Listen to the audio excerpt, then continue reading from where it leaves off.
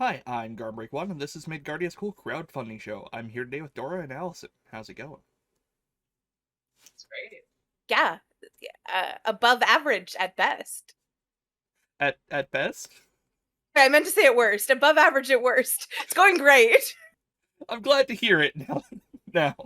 So, you're here today to tell us a little bit about Alchemistresses, so which one of you wants to tell me a bit about that? D, I'm not doing well with words today, so you can go. Okay. Alchemistresses is a game about being a magical girl in high school who is fighting evil and remembering things about your past life and growing up and also trying to get a date to prom all at the same time. I remember normal high school, and I only had to do very few of those things. I know epic evil and prom at the same time. Ugh. Yeah, so it's to expand a little more. It's a game. It's a magical girl game. One of the core mechanics is about memory. It sort of started with a germ of an idea that Allison had that was about like, gosh, I love Sailor Moon. I wish that there had been just so much more about the Moon Kingdom and everything that happened there. Which, like, I was it was Allison worked in the game a long time before I joined the team, but it's like 100% my feeling. I just want to know everything that was happening back in the Moon Kingdom. So yeah, it's a whole game that centers in large part about the around the distinction, the idea that like you sort of have two selves, and that you were learning more and more about your old self and making choices about how you want to use that information to move forward in your new life. And like figure out who you are. Are Yeah. you All who while you all while trying to get a date to prom? But Well, I was gonna say all while throwing lightning bolts at monsters, so that people don't forget that that's part of it too. It's an important part. And like yeah, the idea of, comparing and contrasting who you used to be, who you are, and who you want to be, that is very much the standard coming of age story, but like written mythically large here, which I really like. we're like, how could we make it so literal that you can't ignore the theme? Oh, you literally are a reincarnation. This is no Uh, longer subtext. it is Yeah, text. sure. No, and also I love God, this is like guilty pleasures stuff. I'm a big reality TV fan. And part of it is just like the drama that comes from having a past self that like had relationships with other people, right? That you don't remember, but they are also reincarnated around you. So like your lover from a past life is actually your rival in your current high school, or like your ex from your past life you're actually currently dating, and you're remembering how you broke up in your past life. Like it's just like, God, if I was a reality television producer, all you could want. I love that you made that comparison. I feel like usually when you talk about that aspect of the game, you talk about that you sort of had the initial idea from Fate and the way that people use aspects to bind the party together and create complications. But Allison is a big reality TV nerd, so I'm happy to hear that that was a part of the inspiration as well. Everyone should watch the gay season of Are You the One? It's like the I don't know, have you heard of it? I have It's a not. gender fluid season, so it's kind of like a Bachelor, but where everyone is sexually attracted to everyone. It's very bad, very horny, very like, queer people need bad reality TV too. My favorite part, this is so off topic, but this gives you the kind of drama that I like putting in games. My favorite part is there's like a trans mask person who like flirts really hard by getting someone to give them a T-shot. So they're like talking about hormones and they're like, hey, hey. So good. That is that sounds like a ride. Um, Maybe that's not the right word to use here. That sounds like a trip. It is the right word, Yeah, 100%. yeah, fair. Back so magical girls. Yeah, um, yeah, magical girls. Sorry, Remember Doesn't that it scene say where Ruka gets Michiru to give her a tea shot? it was just like that moment from It's Are all You the One? impossible. I know it actually happened. Sorry. But yes. reality TV drama. I did base the character creation because the first time I played Fate, in Fate you like link your character to other characters, Yeah. and I've always loved that. But then I was like, oh, you have to link your present self and your past self to characters, and the rules make it be different characters. Uh, so it's just dramatic. Yeah, no, I absolutely adore the way Fate does that, especially Spirit of the Century, where like the conceit is you're all pulp novel protagonists, so you have to write the titles of your crossovers with other people. Just like, that's good. Love that. I love that so much. It's very strong. So tell me a little bit about the average session of Alchemistresses. I can do this. I'm getting into words now. So Alchemistresses, actually we wrote a guide to it. So a whole campaign takes about 12 sessions. It was kind of to fill this like void in my life of mid-length games because I either have one shots or games that will never end. And I was like, I want a game that I could like play in a year, or like if we played every week, we could play it in a couple months. So we did that. So each session of Alchemistresses is an episode of an anime, and you have a guide that kind of walks you through that if you want. Like it'll tell you like what a filler episode. Oh, they're going to the hot springs this episode. Very like traditional anime episodes. But each episode consists of high school shenanigans, battling bad guys, and then a dramatic flashback to your past life. So it's kind of like split between those three aspects. Uh, and so you'll play through that episode. You'll usually get some sort of challenge in your daily life, like I don't know, get a date to prom is a classic. We've had people like participate in the seniors scavenger hunt at the end of the school year, where there's like a big there's a mathletes competition. The math olympics happened once, so you do that.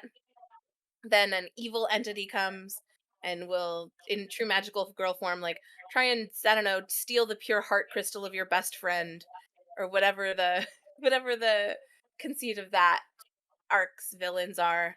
And then usually after you defeat them, the whole team uh, gets flashed back to the past world that they've created together, and they remember something about that world and what it was like.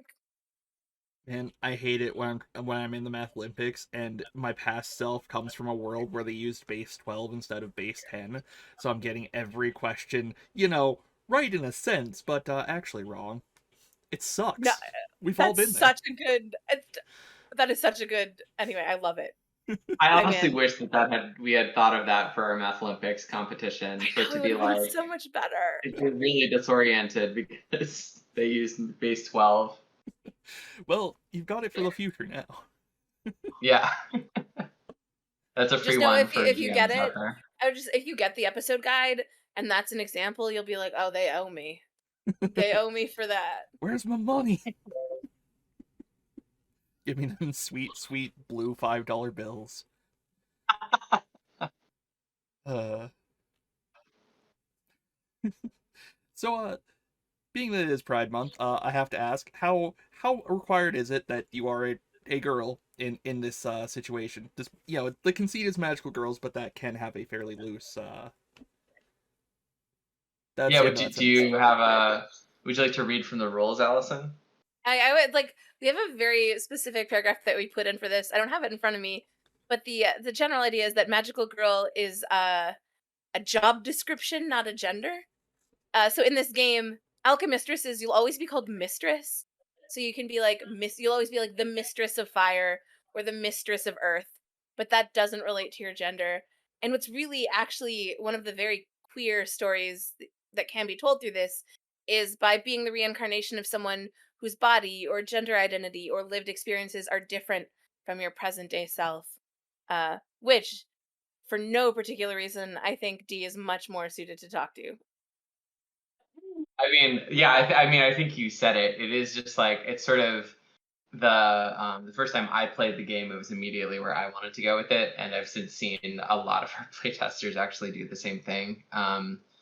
And that's been played a lot of different ways. I played one character. You could do whatever you wanted with it. I played one character who was trans in both lifetimes, but wasn't out to herself in the present. Sort of had this jolt of being like, "Wow, I was living as a woman in the past." We've had we had like in our last playtest, somebody else was a just like glamorous mean girl in the present time, but was this sort of like gentle soft boy in the past timeline. So there's a lot of gender play. There's also a lot of there's a lot of exploration of like love and sexuality between the characters, if that's something that the table's into, which isn't always the case. But that's something that we see get explored a lot, and there's a lot of room to build it in. um and yeah, like Allison built in from like the very beginning, wanted it to be clear that like I think there's sort of two sides of it, and like I'm curious if you'd agree with what I'm about to say, Allison, but I think both consciously creating a space for femininity to be really centered and celebrated, but also wanting to make sure that there is space for all sorts of gender expressions, since there's a lot of different kinds of people who have relations to femininity. Yeah, I think that's part of why, also just the pun, but why I really like having everyone use the title mistress, right? Or just that everyone is a magical girl, because I love celebrating femininity. But I still like that, like, one of our characters was very much uh, a man, I'll say boy, a soft boy. So there was a soft boy who was the mistress of fire, right? And I love having that be there, but also regardless of what happens, you are doing very sparkly, magical, elemental spells. You have wands. There's a lot of very things that are traditionally coded as very feminine are a big part of the play experience. And yeah, that's important. You should see. I decorated an entire room in our apartment like bright pink. It's like that's just something that aesthetic and respecting it, and maybe not taking it seriously, but like respecting that aesthetic as something that can create very emotional and resonant moments, not just these like superficial, fun, frivolous moments.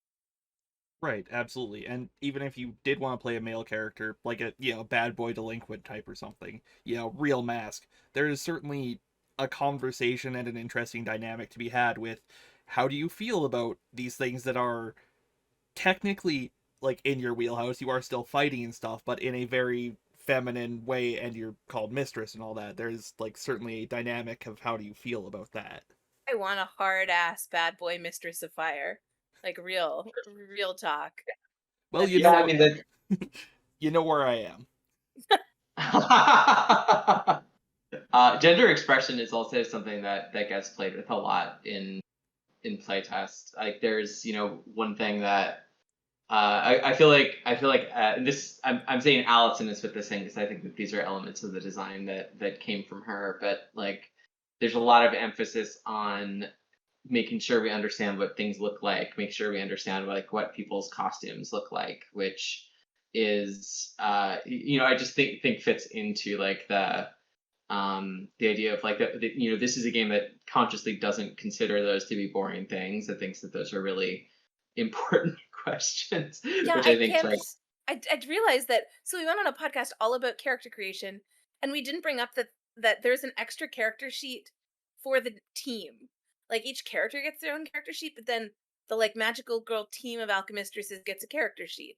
And on that character sheet, there's like a mannequin where you design the common elements of your costume, and you like come up with uh your little mascot.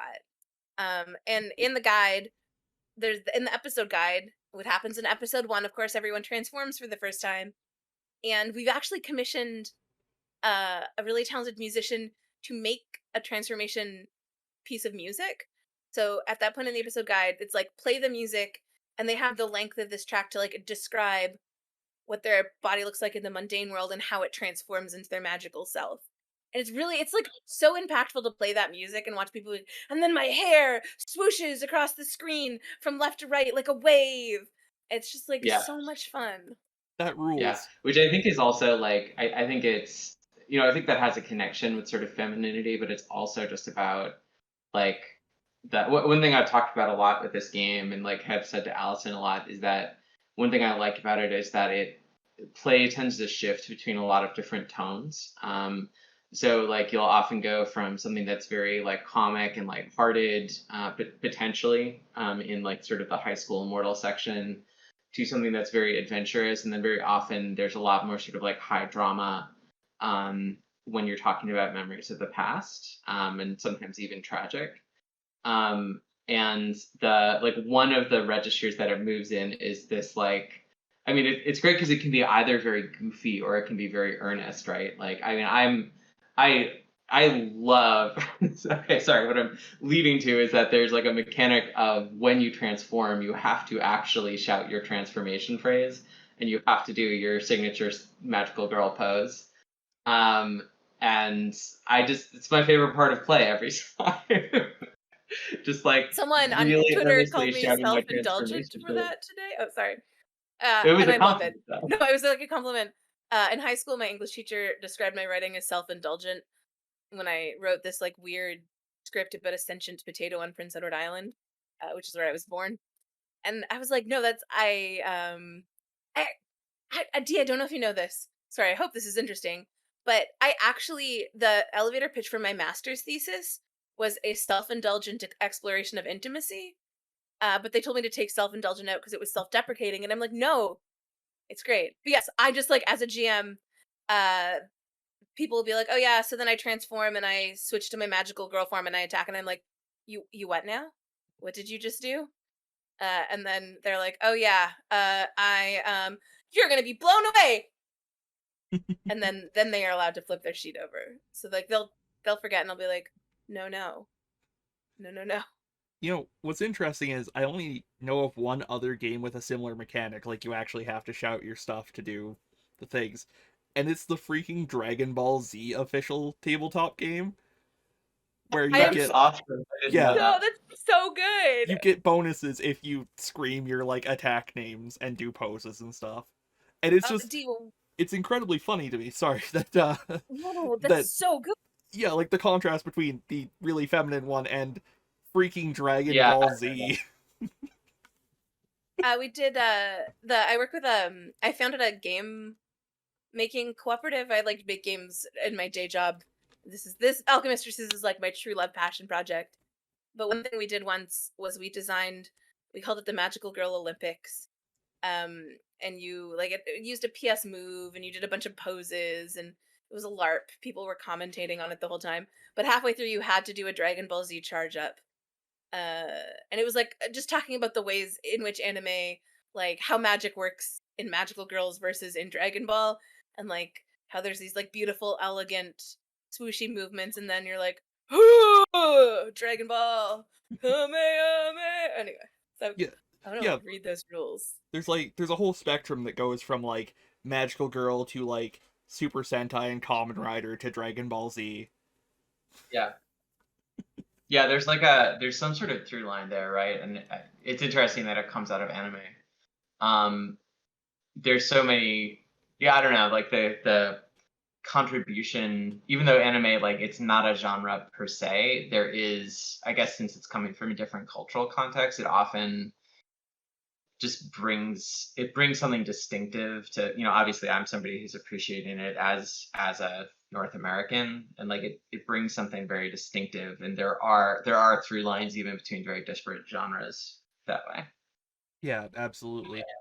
And in the case of like Super Sentai and Kamen Rider, that's live action. It has those same things because it comes from that same sort of cultural background and Right, influence yes, sphere. yeah, Yeah, not all yeah. To yeah, reference like a very English North American version of the 90s, the reference we actually used Power Rangers as like a lot of the like I don't know if you know this or not, but there's a guide to villains, and we used to call like the lowest level villains just in internally we called them putties because we're like it's just like a putty, right? Like you just like there's a lot of them and you can smack them all down at once to look really impressive. Like that's their purpose. And then there's like the arc villains like your Rita Repulsa, and then your episode villain's the guy who gets really big and destroys the city. Like that's the Yeah, it's a internal similar language story we had. structure to like Queen Beryl or Toga, even from Utena or anything like that. right on. I'm Hot glad to. take. Sorry, go ahead. I was gonna say hot take. Power Rangers is just a magical girl show. Very much so. I mean, like there are definitely some differences, mostly in terms of the like gender related stuff there, but yeah, and it does vary a If the bit by Pink series. Breezy was the leader, they would basically just be a magical girl show. Yeah, I'm glad to see that I'm like right on the same page of cultural influences here. But oh, the art is wonderful, by the way. It is very distinctive, very stylized, and I quite enjoy it. Yeah, it's wonderful. Do you actually were just posting about that today, Allison? Yeah, today I did a Twitter thread. The artist is French, and their name is Leonore, and I mean, you should follow them at Le Gros Dino, which I would spell, but it's a That'll be French in the word. description below. Yeah, I was like, I don't know. But they're like amazing, and they're just someone who I followed, and they kept doing all these like diverse bodies and magical animals and magical weapons, and then I was like, please make this. And I have there's so many amazing contributors, like so many. And my philosophy has just been like find people who are passionate about magical girls and then just be like, what would you be excited to do? And then pay them a fair amount to do that thing. That's how you get the best work is people are like really like um one of our contributors, Sadia, did essentially like an arc very similar to the Black Rose arc in Utena, but specific to Alchemistresses. And it's like this whole mechanic about how you can create villains out of any of your NPCs by corrupting them. And I was like, oh, this is so good, and you can tell they care. But that's what everyone should do: is just find people who are passionate. I think that there's one thing I'd add to that though, Allison, which is that it's not just people who are passionate about magical girls, but I think something that was core to your vision is that it is like it's magical girls through a what do I want to say, like a liberatory lens, I guess, and liberatory across a lot of categories. I mean, like we're both white, not all of the contributors are, but like we wanted to be able to honor a lot of different perspectives there, right? And like I mean, body diversity is a great example of that, which is a great thing that like we wanted this artist for, and why you were so excited when you found her. That it's not just sort of like the inner scouts and Sailor Moon. It's like five like very like skinny pretty girls, like conventionally pretty girls, and we wanted like characters that captured all of the glamour and beauty and charisma, but had like a more diverse range of bodies across lots of different axes. Yeah, yeah. And all of our like, I think I haven't checked, but I think almost every one of our contributors is queer in some way. There's a lot of diversity across a lot of different like intersections. You haven't Um, checked though. We didn't get their cards, so we I know can't I say for. didn't like. Well, I'm like trying. I'm just like it's not like something I have written down. Yeah, I'm you like don't you don't bring out the Gator gun in the interviews. I'm like hello. Right, No, right, but it right. was a conscious. It was a conscious decision. I was like Yeah. looking for people with diverse perspectives. Specifically because a lot of our content creators did world creation, and world creation is this genre mashup, right?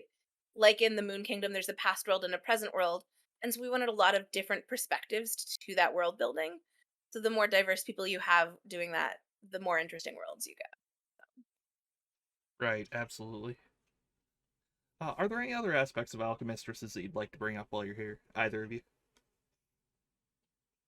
I mean, Allison, do you want to talk about the I think I'm good, but like there's some mechanical stuff that you're probably better suited to talk about Yes, tell that me about the I know dice. you're really proud of. Oh my god, Yeah. I'm so okay. So the like it's hard to make these like selling points, but I'm actually really proud of some of the mechanical stuff because like I went to grad school for game design. I like love systems. And this is a systems like game. It is a narrative game. But like I'm really proud of the this is so dorky. Just the resolve tracker. So the resolve system is like what Dee rolls her eyes because she's like, oh No, yes, I'm rolling my eye because like it's actually great and really interesting, and you should just say it. Be proud of okay, it. okay, yes, I'm proud of this. And it's just the system that keeps you in combat. It's like the equivalent of health, right? And so in this game, you have resolve, which is your will or ability to stay in a conflict, and that can be any kind of conflict. It can be a fight with a baddie, or like this is D's favorite, exchanging barbs with your hot ex, like whatever it is. You have this will or ability to stay in that conflict, and it's represented on like this dice. It's like a die chart. So your resolve starts at a D8, And if you ever roll a 1 when someone like connects with you, then you are knocked out of that scene. But what happens, so it's a D8, is if you don't get knocked out, your resolve lowers. So then you're at a D6, and then you're at a D4, and eventually you're at a D2. So you're at a coin flip to see if you stay in the scene or not. So I think it's this really fun, mechanically interesting way to have people stay in or get removed from conflicts. And a lot of the game is based on that upgrading and downgrading of die. So you'll roll and you'll roll a d8, but if you can upgrade it, and those upgrades happen narratively. So this is also similar to Fate, I guess. What are they? I think in Fate they're called aspects. But Yeah. there's Yeah. like there are narrative things about your character that if you can invoke them, you can upgrade your die. Um, and the same thing is like when you're in combat, anytime you're a magical girl, anytime you do anything while you're transformed, there's a chance that you're going to have like a brief flashback to your past life and get a quick memory. And that happens to D6. And on the lowest or highest number, you get a memory. On the lowest number, you get a bad memory from your past life. And the highest number, you get a good memory. And then if you don't get a memory, it goes to a D4 and then to a D2. So we've done a lot of like balancing of the numbers to make sure that things progress in specific ways. And that there are good curves to like staying in and getting knocked out of combat. Um, there are like, we have like ways to, because you can always roll a 1. We have ways that like mitigate those way out of the bell curve stuff. So like, can like spend points or like do heroic like things to not get knocked out. But I'm really like anyway. I really like the dice system. I think it's beautiful. I like it a lot. It's No, exciting It's to make. something. I think it's also like I think that the resolve in particular is like first of all it's like you said this, but it's worth accentuating that it's sort of it's not health in the traditional sense, in that it can be like your resolve can be knocked down by getting hit by fire flaming mandala, or it can get knocked down by somebody like I mean you gave a great example when we were talking about this today, Allison, of like it could be like and we've had play tests where the thing that knocked somebody's resolve down was somebody being like, I just want to understand what you're going through, why don't we just talk, because that lowers their resolve. That's why it's called resolve, right? It lowers their resolve to stay in conflict. um The very and the other magical thing. girl. Oh, I like the No, go villain ahead. one more because that's me. But like the very magical girl one is like you can picture the villain like talking to a sailor skin, being like, "Your friends don't really love you. Your friends don't know you. They've never seen the true you," and like that can lower their resolve to like stay in the conflict.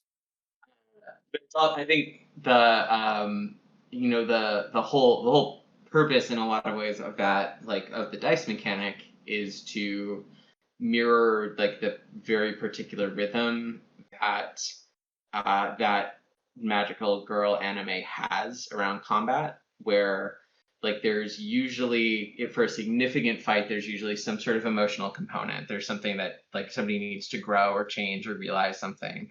um, and then for any combat, there's always like a wearing down that needs to happen. Like the typical formula is going to be that in the show is like Sailor Jupiter is going to do sparkling wide pressure, and then Usagi will do Spiral Moon Heart Attack. I'm probably mixing up seasons, but that's fine. The fans will forgive me. Um, and we wanted to keep that feeling of like that there's something like somebody can go out really quickly, but there is like something sticky, like they need to be worn down a little bit before that can happen.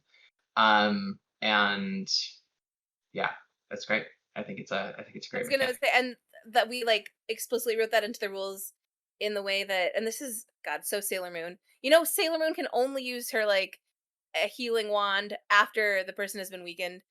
Um, so like some villains can only be knocked out after they have conditions inflicted on them, and there's a whole like different way to inflict conditions. But you could inflict a condition like self-doubt, or you could inflict, instead of just like burn or poison, you could inflict a condition like questioning, or you could inflict a condition like what's an Sympathetic. sympathetic. That was a good one, right? If you get a villain with the condition sympathetic, then they like have this thing that is stopping them from fighting you, that isn't necessarily uh like a fire arrow to the face. Yeah, not kryptonite, but like emotional kryptonite. The Yeah. best kind. Oh my, I love GMing because I get to be like, yeah, tell me about that. Oh, you think you've ever loved someone? You don't know what love is. They're just so much fun. That's brutal.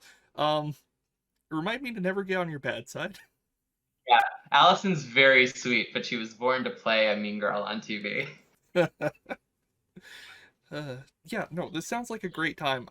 The art is wonderful. Your grasp of the genre is superb. Um, I mean, coming from me, I do not have a degree in it, but yeah, you nailed all of the things that I adore about it. So, um, yeah, I are there any other things that we haven't touched on? I mean, I guess we haven't touched on like the price. It's $20 to get 20 Canadian dollars to get a digital copy. Yeah. Canadian And dollars. It's practically none of your American dollars. Just get it. that's I I'm an yeah. Well, American. it's No, it's worse actually. around 50. You'd have to look exactly, but it's around 15 American dollars. 15 Yeah. to 17 depends on the day. yeah. And it is it's kickstarting now. We're kickstarting through end of July. Is that right? Yeah. Yeah. And do you want to? What is this? A secret mic drop? No one knows this yet. But we're adding. D knows this. D knows of co-designer. The Kickstarter, the higher tiers are doing much better than we thought, and so we're adding a surprise one at the higher level where I am going to custom make you a transformation item. I'm gonna like wire it with LEDs. It's gonna be like a custom made that. So look out for that when it drops. I'm really excited. Yeah, I do pretty exciting. fabrication work in my day I job, so know. That's rad. heard it Yeah, here first. and yeah, as was said, it's currently on Kickstarter. There's a link in the description. Go click that so that you can get this wonderful game once it's backed and shipped and all that, which should be in November. Yeah, they're It's just the not digital. too long. We're not too long. Yeah. Uh, yeah. Well, it's been wonderful having you two on. Yeah, thank you Thank so you much for for having having us. us. And yeah, have a good night, everybody.